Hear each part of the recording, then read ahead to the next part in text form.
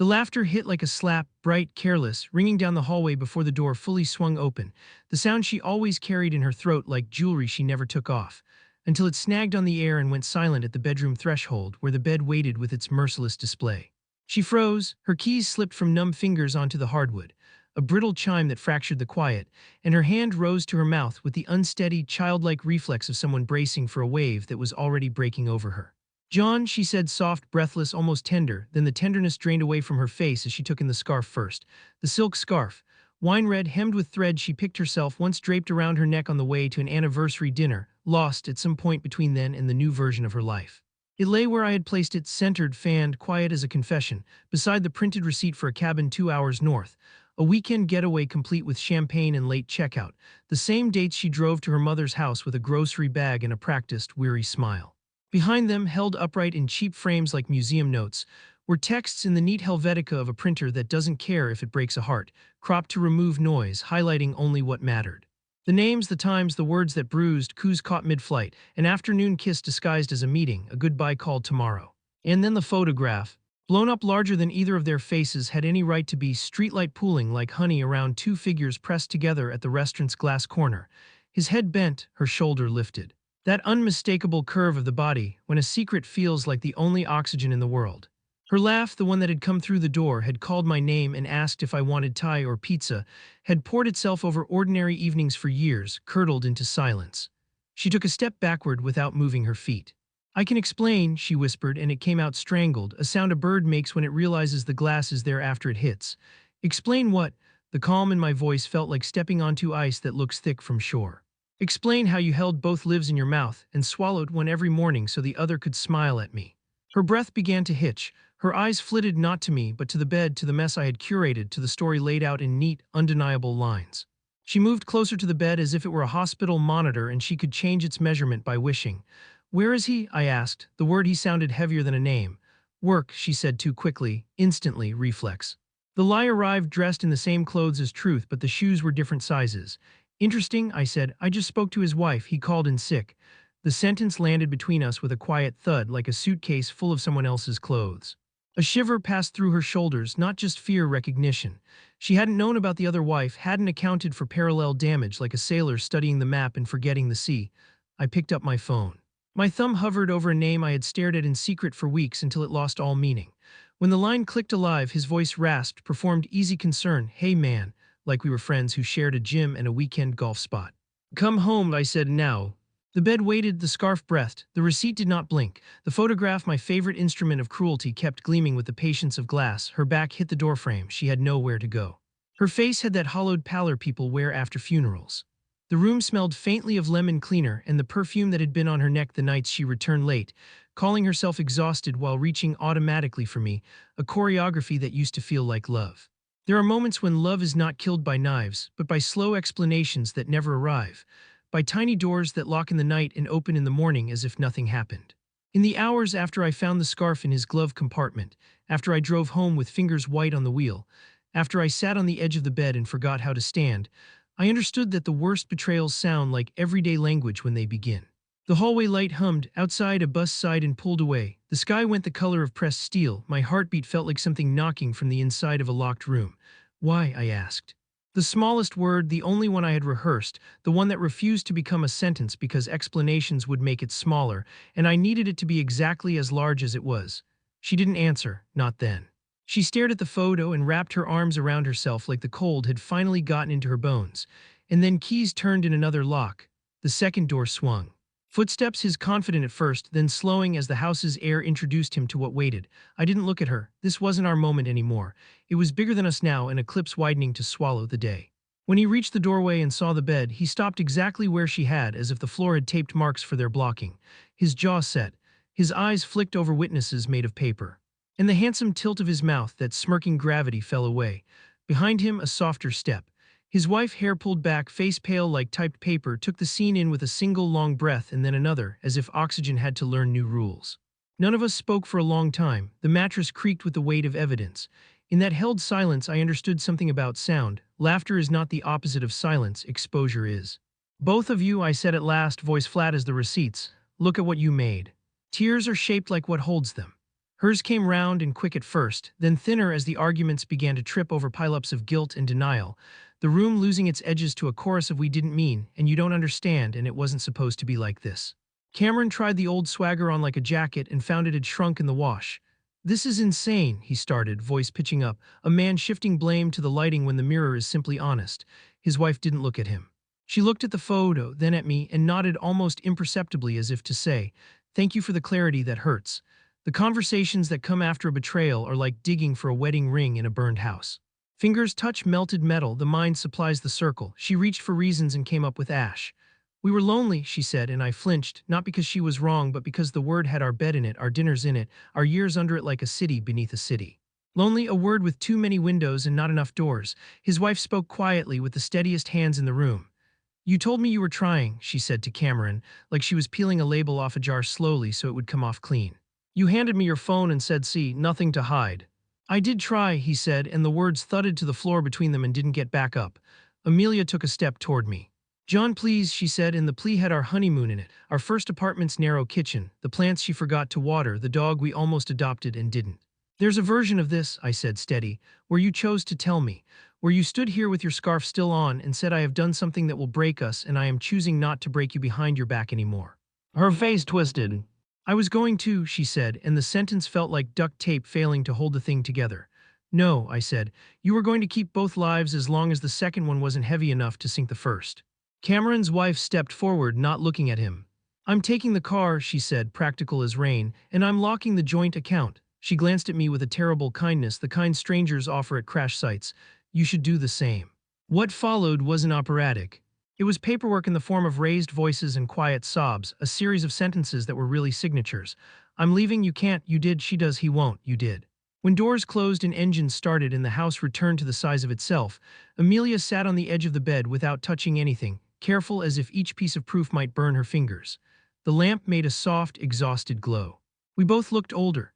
"Is it over?" she asked, not because she didn't know, but because saying it out loud is a ritual, the way people say "I'm sorry" when there's nothing they can do but stand there with their hands in their eyes.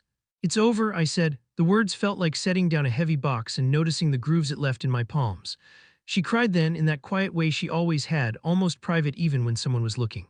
And in a painful, treacherous corner of my chest, there was a pinch of compassion, a reflex that hadn't learned the new rules yet. That night the house smelled like thunder. Every drawer she opened sounded like a last time. Hangers scraped the rod, a suitcase unzipped, the small violence of teeth parting. We didn't talk about the photographs as she packed or how the scarf seemed to watch the room. Or the receipt that rustled when the air moved, like paper knows what it is capable of. She paused at the door with her keys and her coat and several versions of a life collapsing under her arms. "I loved you," she said, past tense landing with deliberate weight. "I did too," I said, because grief is a completion and some doors don't close without it. In the morning, sunlight lay across the bed like yellow tape. I gathered the evidence again, but this time to put it away. The frames went back in the closet. The scarf returned to a drawer as if it had always been mine. The receipt folded smaller and smaller until it was no longer a page but a square, then a square within a square, the way pain tries to become a point. In the weeks that followed, grief was administrative. Phone calls to attorneys who spoke kindness in the language of retainer fees. Meetings inside buildings where signatures were the only tools allowed. Lists of assets as if the word meant what mattered. Her texts arrived in the beginning like weather, short, apologetic, occasionally blaming the climate. Then they thinned, then stopped. I slept on one side of the bed because sleeping in the middle felt like a betrayal of geometry. I cooked enough for two by accident and ate in silence that tasted like the aftersmell of rain. I ran the dishwasher half empty because the sound helped. Sometimes the photo visited in the night like a room with its own electricity, flicking on while the rest of the house slept, showing me the streetlights' gold and the outline of their bodies, the little shrug of her shoulder, the tilt of his jaw as if to say, "This is how people fall outside of their lives and call it a step." The day the divorce finalized, I walked home with papers in a manila envelope that crackled discreetly, like a bag of leaves someone didn't mean to crush. I thought there would be relief. There was only space, which is different. Relief comes with air. Space at first comes with wind. That night I didn't cry. I put the scarf on the bed one last time, not as evidence but as a funeral ribbon. Then I folded it and left it in the back of a drawer I wouldn't open until I moved. And on the last evening in the old house, I stood in the doorway where her laughter had ended and said goodbye to a room that had been a witness and a weapon, and finally a quiet. Starting over is not a single act, it is 1,000 small permissions. I gave myself the first by choosing a city where I didn't know which corner would hold a memory like a dagger behind its back. The new apartment was 3 floors up and smelled like new paint and someone else's dust. The windows faced west. In the evenings, the sky performed its rehearsed exit, orange bruising to violet, and if I stood still enough, the light climbed my walls like a visitor who never overstayed. I bought plates that did not match the old ones and a coffee maker that didn't sputter. I put plants in the sills and watered them too much at first, then learned the patience of withholding. Loneliness became a physical object, something to carry to the balcony and set beside the chair, to nod at in the morning and say not today when it tried to talk before coffee. Work steadied me. The rhythm of showing up, of emails and small jokes, and the intimacy of lunchtime with acquaintances who didn't ask questions they weren't ready to hold the answers to. On weekends, I walked. The city gave me its streets without commentary. I learned the bakery that sold croissants soft as apology, the park where the dogs practiced joy like a sport, the bookstore with a chair that seemed to remember who sat in it. And then slowly the dreams changed. The photo appeared less often, the bed in that other life lost its voice. Memory decayed into something less lethal, like a blade oxidizing into color. People will say time heals, time doesn't heal. It builds a house around the wound. Healing happens when you decide to live in that house. One morning I realized I had arranged furniture where grief used to stand. The first date after the divorce was a small, tremulous thing, like a bird landing on a windowsill and looking startled to find it solid. She was kind, I was careful, we laughed, and my shoulders remembered an old looseness. But at the end of the night, I did not invite her up, not because of fear, but because the new life needed to grow one ring thicker before carrying weight. Months lined themselves up, a birthday celebrated simply, a call from a friend who said, "You sound different," and meant the weather inside my chest had shifted. I stopped counting the months since and started counting the things since. Since the new coffee maker, since the plant stopped dropping leaves, since the first morning I woke up and the day didn't consult the past for permission. And then, one afternoon in a downtown coffee shop, with a paperback open to a paragraph about forgiveness that I wasn't sure I believed, I heard a laugh. Not her laugh, not exactly, a cousin of it, a borrowed note. But something in my body stood anyway and went to the window of memory to check the street. I glanced up, and the world narrowed around a figure holding a paper cup with both hands. Amelia, older certainly. The face that used to glow now carried a matte, the eyes, once quicksilver, moved slower, like they had carried too many images to keep skipping. She saw me. The air between our tables connected, like a wire thrown across a street and caught without dropping. For a heartbeat too long, we were in our old kitchen, laughing about a spice mix that turned everything red, or on a winter morning under blankets when the outside world was canceled, and love was a room we could keep warm with our breath. Then the room returned to its present. She looked away, then back, then away again, not theater, but the body doing what it does when a mirror shows a truth from a year it would rather not visit. I closed my book slowly, not a performance, but a closing of one door before opening another. I didn't stand, I didn't wave, the story did not ask for that, but in that second of eye contact, mercy entered, shy and certain. The anger that had once lived with me, that had brushed its teeth in my sink and fallen asleep on my couch, was gone. In its place, space again, but this time with air in it. She mouthed, "I'm sorry." I nodded, not to absolve or to bind us back together with old thread, but to acknowledge that sometimes the only way forward glints like a thin line, and humility is the foot that can land on it without slipping. When I stepped outside, the afternoon sunlight felt like new paint drying. The city went on talking. The cup grew warm in my hands. Forgiveness didn't arrive as a trumpet, it came as the absence of the flinch. On the walk home, I realized that what I had wanted all along, the intention under all the rage, under the framed proofs, under the phone calls in the courtroom, was not revenge but restoration. Not of the marriage, but of the self that could walk into a room and not look for exits. The call came 2 weeks later, as rain wrote its private alphabet against the window and the kettle piped a thin, insistent note. A number I didn't recognize, a voice I did. "Hi," she said, "it's me." She didn't say who, the math was easy. Silence opened its hands. I waited. "I wanted to tell you something," she said, "and I understand if you hang up. I'd understand if you never wanted to hear my voice again." "I'm listening," I said, and meant only that. "It ended," she said, then corrected herself. "It collapsed, long ago really, but officially now." She exhaled like the sentence was tied to it. He was never going to choose anything but himself. There was no victory in it. The old temptation to nominate myself judge and bang a gavel until the air obeyed didn't even wander into the room. "I'm sorry," she said, and the words were richer now, not currency but offering. "I wanted to say the thing I didn't say in time, that I was small, that I mistook hunger for love. That I hurt you because I couldn't bear my own reflection, and you were the mirror closest to me." I leaned against the counter, the kettle clicked off. Rain pressed its face to the glass and listened. "Thank you," I said, "for saying it out loud." "I saw you at the cafe," she said. "You looked okay." In a pause, it made me happy. We didn't reminisce. We didn't catalog our old rooms and carve our names into what was left. We talked like people on either side of a river describe the same shoreline. When we hung up, I stood in the small kitchen of the life I chose and let the air return to ordinary. The kettle reheated. The rain spelled a simpler sentence. That night in bed, I thought about the first night, the bed with its museum of artifacts, the way her laughter died at the threshold, the look on her face as oxygen left the room. And then I thought about the look she had given me in the coffee shop, thin, fragile human, carrying not just guilt but the stomached acknowledgement that guilt is a poor sculptor of futures. Sleep came easily. Morning came cleaner. On the balcony, the plant put out a new leaf with a gloss like it had remembered how. There is a story some people tell about revenge, that it tastes best cold. But the truth is, revenge is a meal the body can't digest. What nourishes is dignity, folded and refolded until it fits in the pocket of a day. In the months that followed, I lived like someone who had taken off a coat that wasn't his and finally felt the temperature of the world. Friends noticed. I laughed without listening for echoes in rooms I no longer entered. And one morning, at a crosswalk where the light took longer than usual, a stranger smiled at me. It meant nothing grand. It meant the light changed and we both moved forward. The letter arrived on a Tuesday, tucked between a coupon book and a dental reminder, the envelope hand-addressed in a familiar tilt that once left notes on the fridge. My name written carefully as if not to wake anything. I took it inside and leaned it against a bowl of oranges while making tea. I wasn't delaying, I was letting it acclimate to the room, the way one does with new plants, gentle so the shock doesn't break them. Inside there was a single page, no loops of recollection, no floral watermark, unadorned honesty that didn't apologize for its face. John, it began, not dear, not love, a bridge built from the middle. I read it standing up, then sitting down, then standing again because certain sentences require altitude. She wrote about therapy, about naming things she had been taught to keep unnamed, about how love without truth calcifies into performance, and how she had been an actress so long she didn't recognize her own voice when it returned. She wrote that the day in our bedroom had been the day she understood the size of her choices, not because of the evidence itself, but because she watched me place it gently, like an art handler who refuses to break what is already broken. She wrote that she laughed in the hallway because habit had made joy automatic, and then she saw the bed and knew there would be no more autopilot in her life. Not ever, because autopilot had flown her into the side of a mountain she insisted was the sky. She asked for nothing, not friendship, not a second ending.